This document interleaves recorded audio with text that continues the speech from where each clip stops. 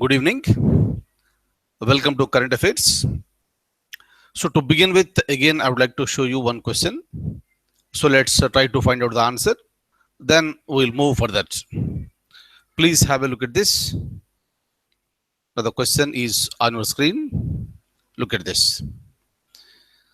Which of the following statements is or true regarding 7th Pay Commission? So this is the latest pay commission, as we already know. We have discussed very exhaustively regarding this 7th Pay Commission. So kindly have a look at this. The question is that which of the following statements are true? A, B, C, D, 4 statements are given and we need to find it out. If you look at the options 1, 2, 3, 4, minimum 3 statements are right. Minimum 3 statements are right, and there may be a possibility that 4 statements may be right. Right? So now let's try to find it out. So this is implemented with effect from January 1st, 2016. That is the right answer. And already, this we have seen the people, it has been implemented with a retrospective effect. That is from January 1st, 2016. So this statement A is right. So with respect to statement B, the minimum salary of the central government employee has been increased from 7,000 rupees to 18,000 rupees. It was 7, now it is 18,000 rupees after the implementation of the 7th Pay Commission recommendations. And the maximum salary has been increased from 90,000 rupees to 2,50,000 rupees. So this is what is enjoyed. This is 2,50,000 rupees is being enjoyed by the Cabinet Secretary of India. Hopefully you remember sometime back, sometimes, I used to say some words regarding the Cabinet Secretary. Cabinet Secretary is the senior most IAS officer in the country, and he is the secretary for the entire cabinet at the central level and works in very close association with the Prime Minister, and he is considered to be the administrative head for the entire civil services in the country. Very, very, very, very important one. In fact, this is a dream position for all IAS people. So option B is also, statement B is also right. C, there was an expectation of inflation because of the implementation of these recommendations. Obviously, yes. And all the people, all of you who followed me and my economy classes, you know very clearly that. So whenever there is a huge increase in the salary, that will always lead to the so-called inflation. Inflation is nothing but the right, the simple fact. I was referring to this, in various classes when I was talking about economic issues. Whenever there is more flow of money into the market, that will automatically lead to the inflation. And by looking at the hike of the salaries, so it's a general expectation that people will have lots of money, and obviously that will lead to the inflation. So statement number C is also right. Statement A is right, B is right, and C is also right. So let's also look at the statement number 4, that is D. So let's try to understand if it is right or wrong. Have a look at this. Statement D, the increments approved now lead to a burden of rupees 1,21,100 crores, 1,02,100 crores. This would account for 0.7% of GDP. Obviously, whenever you increase the salaries like this, that will lead to a definite burden, and this burden you can see on the screen, that is 1,02,100 crores. And D is also right. So option A, option B, option C, option D, all the 4 statements are right. Hence, option number 4 is the right answer.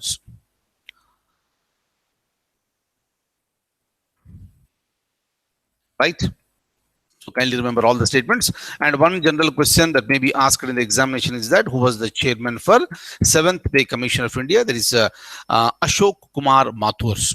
Ashok Kumar Mathur was the chairman for the 7th Pay Commission of India. And kindly remember, whenever any commission is there in the news, the name of the chairman is important, and the recommendations that are given by those commissions are also important, especially when they are accepted and implemented. That will be a different question in the examination. So please remember this name, the chairman of the seventh pay commission. And when it comes to the next point, we are talking about the health issues. Every person will face certain health issues, but the biggest health issue that is coming out nowadays is that more than 92% of the people in the world, more than 92% of the people in the world, so they are getting, this, they are breathing unsafe air. So which is causing, the early deaths, not just in one country or the other, but in every country. So this is what is happening. 92% of the people are exposed to unsafe air. So this is all because of the, this pollution, right? So maybe the pollution is of various kinds, as we all know, but people are getting exposed very, very dangerously to, this unsafe air. So for example, if you look at India, this Delhi is the most polluted city in the country, and Delhi is the most polluted city in the world. So obviously what happens to the, this fresh air? Where is the fresh air in Delhi? It is not just about Delhi, but all the cities in the country and all the cities in the world. And look at the figures here, I will show you the figures. More than 92% of the population are getting exposed to unsafe air. So this is the time that the entire world has to think about the protection of the health of the people. I'll show you the document and who gave these figures. Let's all try to understand this. Have a look at this. Look at this. So this is the Health Effect Institute. Look at this. It released the first annual State of Global Air report. So this is a new global burden of diseases. This study finds air pollution the leading environmental cause of death. So this is the leading environmental cause of death, and this is all because of the pollution, that is the air pollution. Worldwide, 92% of the people face unsafe air, and it is leading to more than 4.2 million early deaths. Early deaths. Look at this. What is happening? Long-term exposure to fine particulate matter. This is called PM, and it varies in size. This is a fine particular matter will be there. A rough and coarse particulate matter will be there, and this is the most significant element of the air pollution, and this is contributed to the 4.2 million premature deaths and to a loss of 103 million healthy years and of the life in the year 2015. 103 million healthy years have gone, right? I am talking about the figures of the year 2015. Kindly remember this one. This is the biggest problem now the entire world is facing, that is because of this air pollution, and it is leading to the this environmental cause of the death. Clear? And this particular air pollution is is the fifth highest cause of death among all the health risks, including smoking, diet, and high blood pressure. It is the fifth highest cause of death. Very, very unfortunate to say, and majority of the times this is because of the man-made mistakes. Clear? But what is the meaning of this particulate matters? Look at this. I gave the information here. Have a look at this. This is sum of all microscopic solid and liquid particles of human and natural origin that remain suspended in a medium such as air for some time, and these particles vary greatly in size, composition, and origin, and may be harmful. They are harmful, very, very dangerous one. And this may be in the form of the fly ash, soot, dust, fog, fumes, etc.